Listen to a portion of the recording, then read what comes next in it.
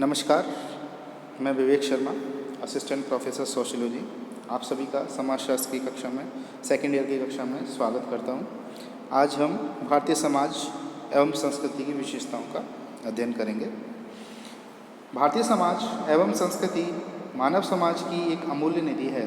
यदि संसार की कोई संस्कृति अमर कही जा सकती है तो निसंदेह वह भारतीय संस्कृति ही है, जो अपनी समस्त आभा और प्रतिभा के साथ चिरकाल से स्थायी है। पृथ्वी के विभिन्न क्षेत्रों में निवास करने वाले लोगों ने अपनी भिन्न भिन्न भौगोलिक एवं प्राकृतिक परिस्थितियों के कारण अलग अलग प्रकार की संस्कृति एवं समाजों को जन्म दिया। अपनी सुदीर्घ इतिहास में भारत के निवासियों ने एक ऐसी समाज व्यवस्था एवं संस्कृति का विकास किया जो अपने आप में मौलिक, अनूठी और विश्व की अन्य संस्कृति एवं समाज व्यवस्था से भिन्न है। इस देश के महापुरुष, तीर्थ स्थान, प्राचीन कलाकृतियाँ, धर्म, दर्शन और सामाजिक संस्थाएं भारतीय समाज एवं संस्कृति के सजग प्रहरी रहे हैं। उन्होंने इस देश की संस्कृति को अजर अमर बनाने में योग दिया है।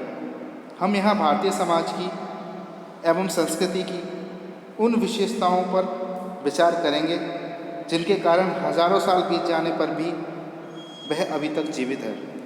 तो हम इसकी सबसे पहली विशेषता प्राचीनता एवं स्थायित्व के बारे में चर्चा करेंगे।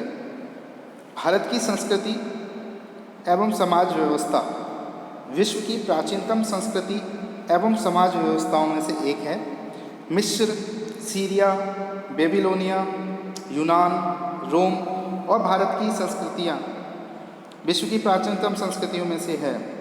समय के साथ विश्व की अन्य प्राचीन संस्कृतियाँ तो नष्ट हो गई, समय के प्रभाव में जाने कहाँ बह गई और उनके अवशेष मात्र ही बचे हैं। मिस्र की प्राचीन संस्कृति में गोवन चुंबी विशाल पिरामिडों का निर्माण किया गया था। पितरों को मूर्ति बनाकर रखा जाता था, किंतु अब यह सब इतिहास की बातें बनकर रह गई हैं। प्राचीन रोमन और यूनानी धर्मों का आज कोई अनुयायी नहीं है। उनके द्वारा दिए गए विचारों से आज कोई प्रेरित नहीं होता। हजारों वर्ष बीत जाने पर भी भारत की आदि संस्कृति व समाज व्यवस्था आज भी जीवित है। आज भी हम भारत के वैदिक धर्म को मानते हैं। आज भी पवित्र वैदिक मंत्रों का तन्मयता के साथ यज्ञ एवं हवन के समय ब्राह्मणों द्वारा उच्चारण किया जाता है। आज भी विवाह वैदिक रीति से होता है। ग्राम पंचायत, जाति प्रथा, संयुक्त परिवार प्रणाली आज भी विद्यमान है। गीता, बुद्ध और महावीर के उपदेश आज भी इस देश में जीवित और जागृत है। अध्यात्मवाद, प्रकृति पूजा, पतिव्रत धर्म और पुनर्जन्म, सत्य, अहिंसा और अस्तेय के सिद्धांत की गूंज आज भी देश के लोगों को प्रेरित करती है। भारतीय जीवन के मूल आधार आज भी वही हैं जो प्राचीन भारत में थे। सदियां बीत गई, न जाने कितने उत्थान और पतन आए, विदेशी आक्रमण हुए, किंतु भारतीय समाज व संस्कृति का दीपक आज भी प्रज्वलित है। उसका अतीत वर्तमान में भी जीवित है। अब हम दूसरी विशेषता पर चर्चा करेंगे, सहिष्णुता। भारतीय संस्कृति की एक महान विशेषता इसकी सहिष्णुता है।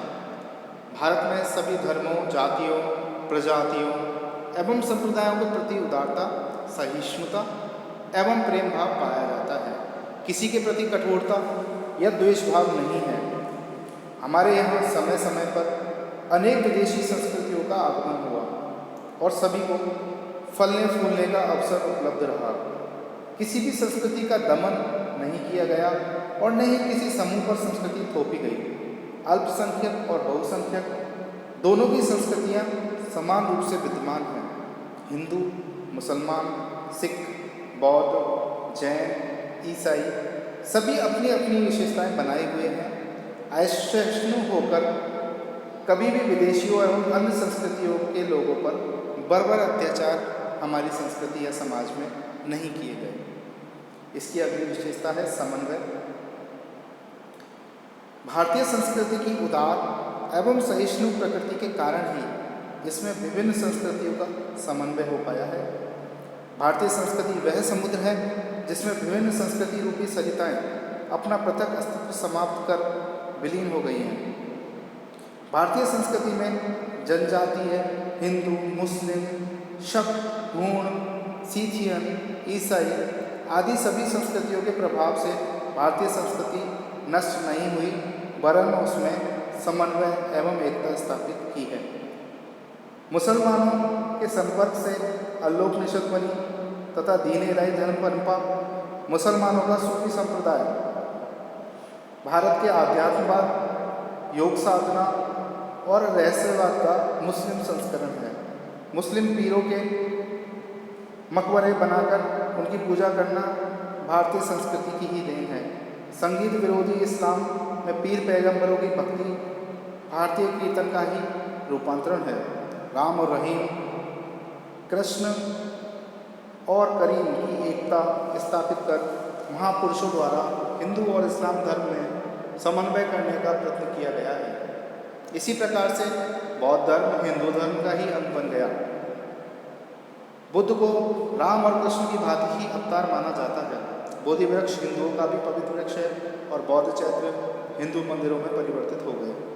यवन, शक, हूण और कुषाण आदि लोगों को भी भारतीय समाज का अंग ही बना लिया गया। स्पष्ट है कि भारतीय समाज एवं संस्कृति में समन्वय की महान शक्ति है, इसलिए ही वह निरंतर गतिमान रही और आज तक विद्यमान है, जिसने भारतीय संस्कृति की परंपरा को अब तक अक्षुण्ण रखा है।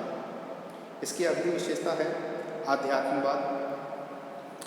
भारतीय संस्कृति में आध्यात्मवाद का महत्व दिया गया है। भौतिक सुख और भोग लिप्सा कभी भी जीवन का ध्येय नहीं माना गया। आत्मा और ईश्वर के महत्व को स्वीकार किया गया है और शारीरिक सुख के स्थान पर मानसिक एवं आध्यात्मिक आनंद को सर्वोपरि माना गया है। धर्म और आध्यात्मिकता भारतीय समाज व संस्कृति की आत्मा है। इसमें भोग और त्याग का सुंदर समन्वय पाया जाता है। आध्यात्मवाद ने ही सहिष्णु प्रवृत्ति को जन्म दिया है। हमारी संस्कृति की अगली विशेषता है धर्म की प्रधानता। भारतीय संस्कृति धर्म प्रधान है।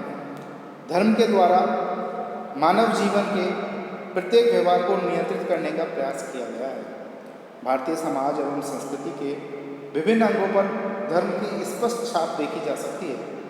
प्रत्येक भारतीय अपने जन्म से मृत्यु तक, सूर्योदय से सूर्यास्त तक दैनिक और वार्षिक जीवन में अनेक धार्मिक कार्यों की पूर्ति करता है। भारतीयों का धर्म संकुचित धर्म नहीं है, वरन मानवतावादी धर्म है। यह सभी जीवों के कल्याण, क्षमा और दया में विश्वास करता है। भारतीय धर्म प्रत्येक जीवन में ईश्वर का अंश मानता है, इसलिए वह जीवन की भलाई में विश्वास करता है। वर्णाश्रम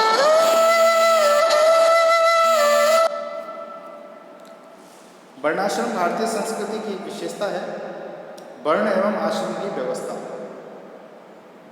समाज में श्रम विभाजन हेतु 4 वर्ण ब्राह्मण, क्षत्रिय, वैश्य तथा शूद्र की रचना की गई। ब्राह्मण समाज की बुद्धि और शिक्षा के प्रतीक है, तो क्षत्रिय शक्ति के, वैश्य भरण पोषण एवं अर्थव्यवस्था का संचालन करते हैं, तो शूद्र अन्य सभी वर्णों की सेवा करते हैं। सभी वर्णों के अधिकार एवं कर्तव्य का भारत में सुंदर समन्वय पाया जाता है। प्राचीन भारतीय मनीषियों ने मनुष्य की आयु 100 वर्ष मानकर उसका 4 आश्रमों में ब्रह्मचर्य, गृहस्थ, वानप्रस्थ और संन्यास में समान रूप से विभाजन किया, यानी कि 25-25 वर्ष प्रत्येक आश्रम के।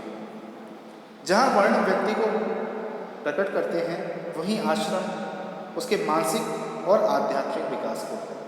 वर्ण और आश्रम दोनों ही जीवन की समस्याओं व जीवन दर्शन पर निर्भर हैं। भारतीयों की वर्ण एवं आश्रम की व्यवस्था विश्व इतिहास को एक अद्वितीय देन है। आश्रमों का उद्देश्य मानव के 4 पुरुषार्थ धर्म, अर्थ, काम और मोक्ष की पूर्ति करना है, जो व्यक्ति का सामाजिक एवं व्यवहारिक जीवन संभव बनाते हैं। भारतीय समाज एवं संस्कृति की अगली विशेषता है कर्म एवं पुनर्जन्म का सिद्धांत। भारतीय संस्कृति में कर्म को अधिक महत्व दिया गया है। यह माना जाता है कि अच्छे कर्मों का अच्छा और बुरे कर्मों का बुरा फल मिलता है। भारत में व्यक्ति की आत्मा को अजर अमर माना गया है। मरने के बाद वह पुनः किसी योनि में जन्म लेगा। यह इस बात पर निर्भर करता है कि उसने पिछले जन्म में किस प्रकार के कर्म किए हैं। श्रेष्ठ कर्म करने वाले को उच्च योनि में जन्म मिलता है और वह सुखपूर्वक जीवन व्यतीत करता है, जबकि बुरे कर्म करने पर उसे निम्न और हेय योनि में जन्म लेना होता है और नाना प्रकार के कष्ट उठाने पड़ते हैं। कर्म और पुनर्जन्म के सिद्धांत ने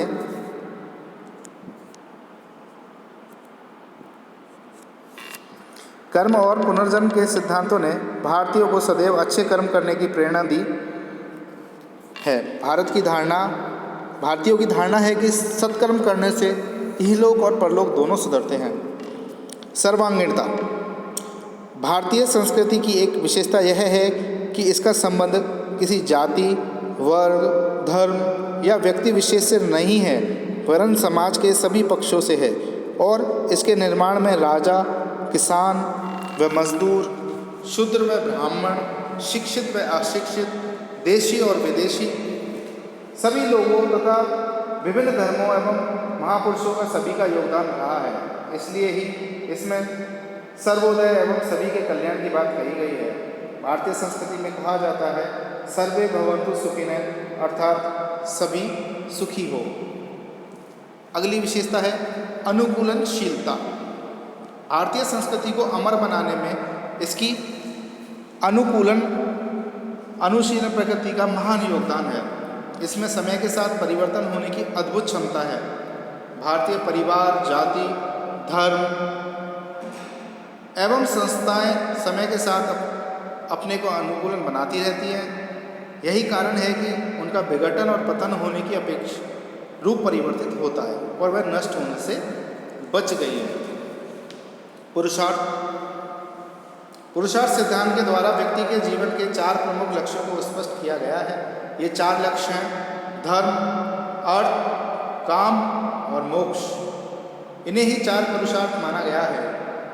यहाँ धर्म का अर्थ नैतिक कर्तव्यों और नियमों के पालन से लिया गया है, जिसमें व्यक्ति और समाज दोनों का विकास हो सके। अर्थ का तात्पर्य उन सभी साधनों से है जिनकी सहायता से हम अपनी आवश्यकताओं की पूर्ति करते हैं। अर्थ या धन को भारतीय साध्य नहीं वरन साधन मानते हैं। काम का तात्पर्य यौन संतुष्टि ही नहीं वरन जीवन के आनंद का उपयोग भी है। काम व्यक्ति की प्राणी शास्त्रीय आवश्यकताओं की पूर्ति, संतानोत्पत्ति द्वारा समाज की निरंतरता को बनाए रखना एवं माता पिता के ऋण से ऋण होने के लिए आवश्यक है। उन सभी पुरुषार्थों के बाद भी व्यक्ति का चौथा पुरुषार्थ मोक्ष प्राप्त करता है। मोक्ष का अर्थ पूर्ण संतुष्टि की स्थिति से लिया गया है। इसमें व्यक्ति ब्रह्म की अनुभूति और परमानंद की प्राप्ति करता है और जीवन मरण के चक्र से छूट जाता है। इस प्रकार पुरुषार्थ व्यक्ति को समाज में अनुशासित जीवन व्यतीत करने की प्रेरणा देते हैं। अगली विशेषता है हमारी ऋण तथा यज्ञ। हिंदू जीवन व्यवस्था में व्यक्ति पर 5 प्रकार के ऋण माने गए हैं: देव ऋण, ऋषि ऋण, पितृ ऋण, अतिथि ऋण तथा भूमि ऋण। व्यक्ति जो कुछ है उसका जैसा भी विकास हुआ है, उसने जो भी कुछ प्राप्त किया है उसके लिए वह दूसरों का ऋणी है। वह देवताओं का, ऋषियों का, माता पिता का, अतिथियों का तथा पशु पक्षियों तक का ऋणी है। अतः इनके प्रति अपने दायित्वों का निर्वाह करके ही वह 5 प्रकार के ऋणों से छुटकारा प्राप्त कर सकता है। इसी हेतु 5 महायज्ञों की व्यवस्था की गई है। साथ ही व्यक्तिवाद पर अंकुश रखने और जीवन को त्याग के आदर्श में ढालने के लिए ही इन यज्ञों का विधान किया गया है।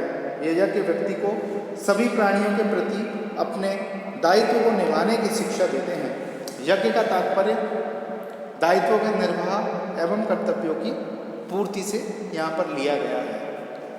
भारतीय समाज एवं संस्कृति की अगली विशेषता है संस्कार। संस्कार का तात्पर्य शुद्धिकरण की प्रक्रिया से है। भारतीय संस्कृति में व्यक्ति को सामाजिक प्राणी बनाने, उसके व्यक्तित्व का विकास करने एवं उसकी नैसर्गिक प्रवृत्तियों को समाज उपयोगी बनाने के लिए व्यक्ति का शारीरिक, मानसिक और नैतिक परिष्कार आवश्यक माना गया है। परिष्कार या शुद्धिकरण के लिए कई संस्कारों की व्यवस्था की गई है, जिनमें से कुछ प्रमुख हैं गर्भाधान, पुंसवन, सीमांतोन्नयन, जातकर्म, नामकरण, निष्क्रमण, अन्नप्राशन, चूड़ाकरण, कर्णवेदन, विद्यारंभ, उपनयन, समावर्तन, विवाह एवं अंत्येष्टि। इन संस्कारों का उद्देश्य एक विशेष स्थिति और आयु में व्यक्ति को उसके सामाजिक कर्तव्यों का ज्ञान कराना है। हमारी संस्कृति की अगली विशेषता है जाति व्यवस्था। भारतीय संस्कृति में जाति व्यवस्था का प्रमुख स्थान है, जिसके आधार पर संपूर्ण समाज को कई छोटे छोटे उपभागों में बांटा गया है।